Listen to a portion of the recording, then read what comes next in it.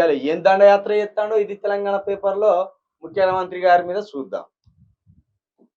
తెలంగాణ అదానికి కుదువ పెట్టిండట, బంగారం కుదువ పెట్టినాడు. మన దగ్గర ఈ సమంత బంగారం ఉంటే ఏదో అవసరాల కోసం ఏదో కార్యం తీయడానికి కుదువ పెడతాం కదా, అగో అట్లా తెలంగాణనే కుదువ పెట్టి పడేస్తాడట. ఎవరు? రేవంత్ రెడ్డి. మొత్తం తెలంగాణ మొత్తం ఎవరికి కుదువ పెడతాడు? అటు పోతేనేమో గుజరాత్లోనికి కుదువ పెట్టే ప్రయత్నం చేస్తాను, ఇటు పోతే ఆంధ్రోనికి కుదువ పెట్టే ప్రయత్నం చేస్తాను. నేను ఎన్నికలు అప్పుడు మొరో మొత్తుకున్నా, మళ్ళా గుజరాత్ దోపిడీ మన దగ్గర మొదలవుతుంది, లేదా ఆంధ్రలో దోపిడీ మన దగ్గర మొదలవుతుంది. దండం పెట్టి చెప్తానా, కాంగ్రెస్ చంపిపడేయ్యి, బీఆర్ఎస్ కు ఓట్లేయ్యి. ఒకవేళ బీఆర్ఎస్ నచ్చకపోతే ఆల్టర్నేట్ గా ఇంకో బహుజన పార్టీలకు సంబంధించి ఓట్లేయ్యి అని మొరో మొత్తుకున్నా. ఇంతే కదా, ఇన్లే. రేవంత్ ద్వారా రాష్ట్రంలోకి మోడీ దోస్త్ అదానీ ఎంట్రీ. ఇప్పుడు ఈ అదానీ వచ్చి మన పేదల ముక్కులు చీస్తారా, ముడ్లు కడుగుతారా? ఏం చేయలేడు, కావలసిన సంపద అంతా దోసుకొని పోతాడు. పెట్టుబడులపై చర్చించిన అదానీ కొడుకు, పెట్టుబడులకు రాయితీలు సహకారం అందిస్తామని హామీ.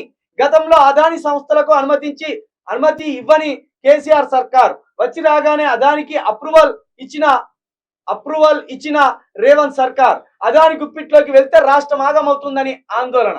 అసలు ఈ సంస్థలు ఉన్నాయి కదా, ప్రతి సంస్థలో రాష్ట్ర ప్రభుత్వం ఒక పని చేయాలి. రాష్ట్ర ప్రభుత్వంగా ఇది దేశవ్యాప్తంగా చేయాలి, ఇది దేశవ్యాప్తంగా రావాల్సిన చట్టాలు. ఒక సంస్థ పెడుతున్నామంటే ఆ సంస్థలో 100% ఎస్సీ బీసీ ఎస్టీ లాంటి వాళ్ళు 90% ఉన్నారు కాబట్టి 90% కాంట్రాక్టు వాళ్ళకే ఇవ్వాలి, 90% కాంట్రాక్టులు ఎస్సీ బీసీలకి ఇవ్వాలి. గప్పుడు దేశంలో పేదరికం పోతుంది. ఇది కూడా రెగ్యులర్గా ఇచ్చేటోనికే ఇవ్వద్దు కాంట్రాక్ట్, ప్రతి 2 సంవత్సరాల ఒకటి కాంట్రాక్ట్ లైసెన్స్ మార్చాలి. ఎందుకంటే ఒక్కడే ఉంటే, ఇప్పుడు ఇక్కడ అదాని కొడుకున్నాడు, ఎప్పటిలో వీని దగ్గరికి పోతాను సుమంత, ఇప్పుడు 9 సంవత్సరాలుగా వీని దగ్గరికి పోతాను సుమంత. ఇక సంపద అంతా వీని దగ్గరనే పడాబడి ఉన్నాక పేదలకు ఎట్లా పంచుతాం సంపదని? పంచలేదు. కాబట్టి ప్రతి కంపెనీలో ఎస్సీ బీసీ ఎస్టీలకు 90% కాంట్రాక్ట్ వాళ్ళకే ఇవ్వాలి, ఎందుకంటే వాళ్ళే అసలైన పేదలు కాబట్టి వాళ్ళకే ఇవ్వాలి. ఇది తప్పకుండా ఆలోచన చేయాలి. ఇది ఎప్పుడో అంబేద్కర్ గారు చెప్పిండ్రా నాయన, భూమి కానీ కాంట్రాక్ట్ కానీ ఏది కానీ ప్రభుత్వం చేతులు ఉండాలి, ఇది ప్రైవేట్ వ్యక్తుల చేతులు ఉండొద్దు అని చెప్పిండు.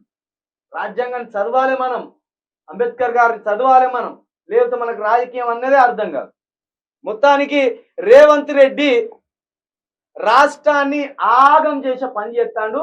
ఎందుకంటే ఈయన ఓటుకు నోటు కేసుకు సంబంధించి ఇప్పుడు ఈయన చిట్టా, ఈయన భాగవతం మొత్తం బీజేపీ చేతిలో ఉంటది కాబట్టి బీజేపీని దువ్వడానికి, బీజేపీ తోటి స్నేహం చేయడానికి, బీజేపీని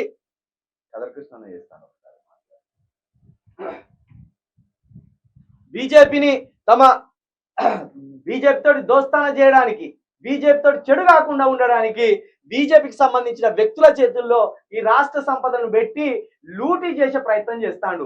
ఏ విధంగా అయితే సోనియా గాంధీకి ప్రతి నెల కప్పం కట్టాలో, ప్రతి నెల కప్పం అంటే ప్రతి నెల డబ్బు ఇవ్వాలి సోనియా గాంధీకి, రాష్ట్రం నుండి 200 కోట్ల 300 కోట్ల ప్రతి నెల ఇవ్వాలి. అదే విధంగా ఈయన ఓటుకు నోటు కేసును తవ్వకుండా ఉండడానికి, ఓటుకు నోటు కేసును బయటికి తీయకుండా ఉండడానికి ఈయన కూడా డబ్బులు ఇవ్వాలి. ఆ డబ్బులను ఏ విధంగా ఇస్తారంటే ఇట్లా కాంట్రాక్టుల ద్వారా ఇస్తారు.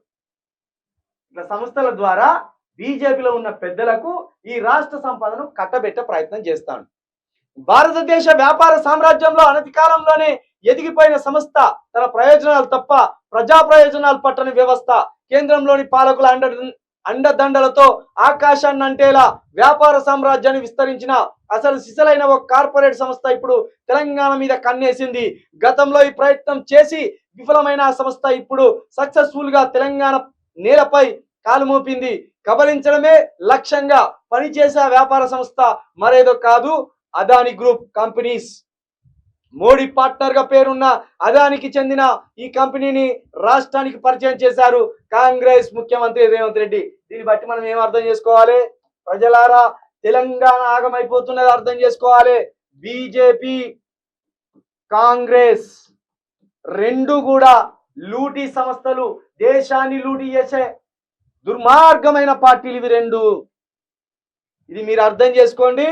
తెలంగాణ గట్టిగా ఉండాలంటే తెలంగాణ యువకులు మీరు అర్థం చేసుకోవాలి. తెలంగాణ యువకులంతా ఒక శక్తిగా మారాలి. లేకపోతే తెలంగాణ ఆగమైపోతుందని కూడా మరొకసారి చెప్తున్నా నేను.